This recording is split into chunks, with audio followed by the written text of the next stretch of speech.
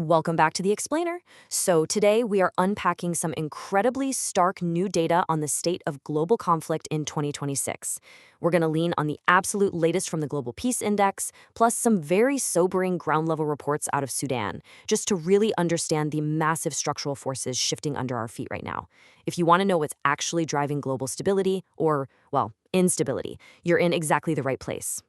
Right, let's just jump straight into it with a number that kind of stops you in your tracks. 119. As of today, 119 countries are measurably less peaceful than they were back in 2008 when the Global Peace Index first started tracking this stuff. That means the vast majority of the planet has seen a real quantifiable drop in safety and security. And when you dig into the data, the overarching vibe of our world right now becomes pretty undeniable. We're looking at a world where peace has deteriorated for the 12th consecutive year. In fact, we've literally got more active state-based conflicts going on right now than at any point since the end of World War II. It's a huge shift. So here's our roadmap for this explainer. We're covering 1. The Great Fragmentation, 2. How conflicts spread today, 3. The crisis in Sudan, 4. AI and future warfare, and 5. The true cost of violence. We'll start way up at the 30,000-foot macroeconomic level and drill all the way down to the stark human reality on the ground. All right, Section 1, the Great Fragmentation, moving beyond the post-90s globalization era. This is a massive structural shift. What we're dealing with is that the geopolitical risks are actually blowing past Cold War levels. Why? Well, that cozy post-90s globalization era is completely fracturing. Middle powers are stepping up to take the reins, while European economic influence is taking a nosedive. Think about it. Since 1995, Germany's share of global GDP has pretty much halved. Meanwhile, rising middle powers like the UAE, Indonesia, Turkey, they're charting their own totally independent courses. And all this multipolar competition, it makes getting any kind of international consensus so much harder. So what's the actual human toll of all this fragmentation?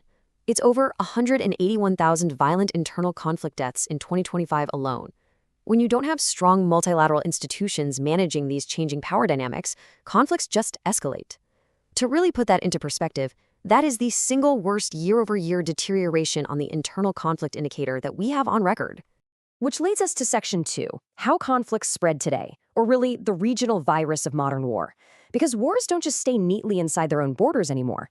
Today, conflicts spread like a highly contagious virus, and the data pinpoints 3 main ways this happens.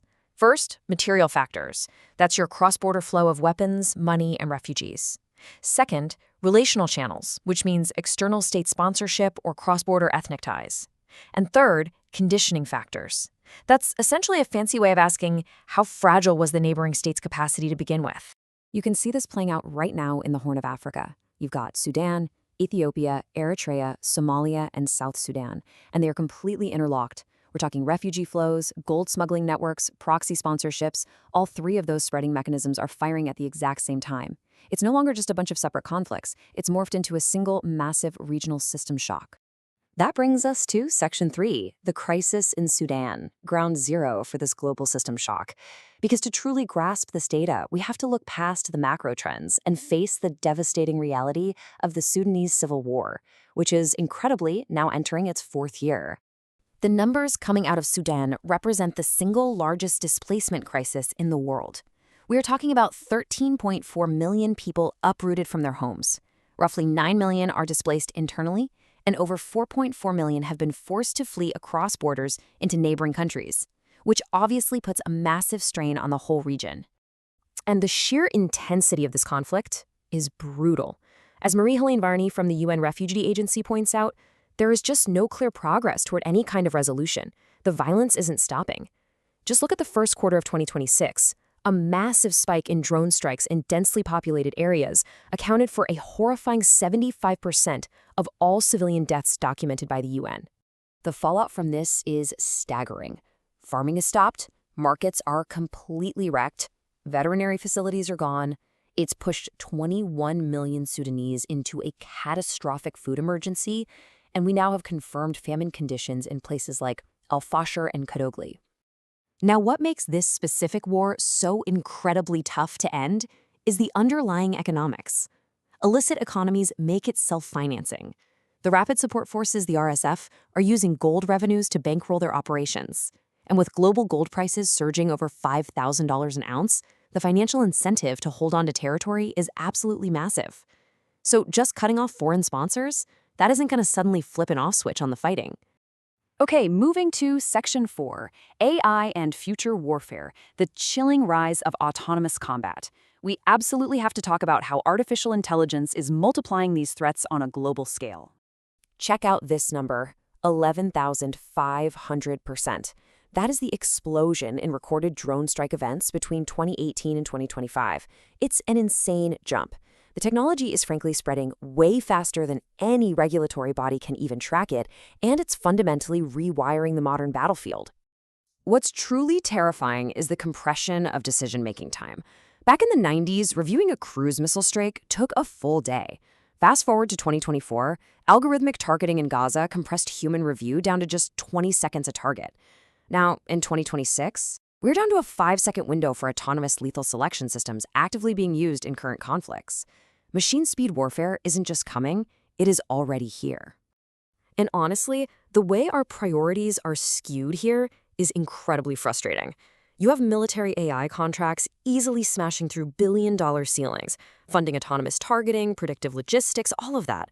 But at the exact same time, vital AI tools for peace building, like atrocity documentation, satellite demining, conflict mediation, those remain totally fragmented and severely underfunded. We absolutely have the tech, but the money is overwhelmingly pouring into combat, not resolution. Which brings us to Section 5, the true cost of violence, adding up the economic toll. Let's break down exactly how these global shockwaves hit the broader economy and ultimately us. The global economic impact of violence hit an almost incomprehensible $21.8 trillion in 2025. That's 10.5% of the entire global GDP. To put that massive number into a relatable perspective, violence is basically costing an unbelievable $2,657 for every single person on Earth, every single year. And here is why this directly matters to you. In our hyper-connected economy, a conflict on the other side of the planet eventually lands right on your doorstep. Take the Gulf states, for example. They supply 45% of global sulfur and 50% of global urea, which are absolutely critical for fertilizer. The recent disruptions from the Iran war are projected to seriously kneecap food production in South Asia and East Africa, meaning you're going to see those shockwaves hit your own grocery store prices by late 2026. When you stack these numbers next to each other, it's pretty wild. Look at Myanmar's illicit drug economy in 2024, a $35 billion meth and opium trade. That one single country's drug trade nearly rivals the entire world's combined budget for peacebuilding and peacekeeping, which sits at just $49.2 billion. But here's the thing. The return on investment for peace is absolutely staggering.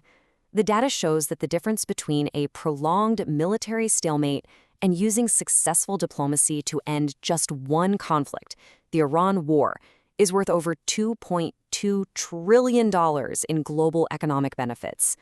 Peace literally pays. So, I want to leave you with this ultimate paradox to chew on. When the data is this clear, when it explicitly shows that violence drains our global wealth and peace secures it, why are we spending 200 times more on our militaries than on peace? Why do we finance our own destruction so much more readily than our preservation? It's a massive structural imbalance that we simply have to confront if we're ever going to change the trajectory of these charts. Thanks for joining me for this explainer, and as always, keep questioning the data.